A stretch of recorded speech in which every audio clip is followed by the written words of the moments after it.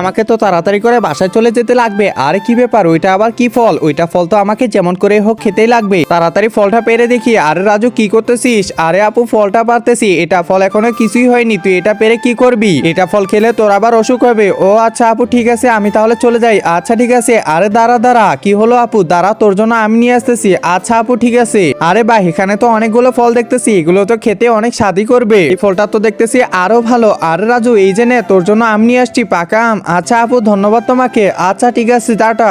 ফলগুলো তো ভালোই হয়েছে আমাদের, তাড়াতাড়ি আমটা নিয়ে যায় আমার মাকে দিয়ে দিই, তাহলে মা খেতে পারবে এটা। এই তো আমটা ধোয়া হয়ে গেল, এখন তাড়াতাড়ি নিয়ে যায়। আরে রাজু এই যে নাও মা, তোমার জন্য ফল নিয়ে আসছি। আরে আমি খাবো না, এটা তুই খা। আচ্ছা ঠিক আছে। আরে এইভাবে খাইস না তো, কিভাবে খাবো? একজন মা কতটা আপন হয়ে থাকে, যার মানেই তাকে জিজ্ঞাসা করে দেখো। তো দেখা যাক বন্ধুরা, এই মায়ের জন্য কে ভিডিওটিতে লাইক এন্ড সাবস্ক্রাইব করে।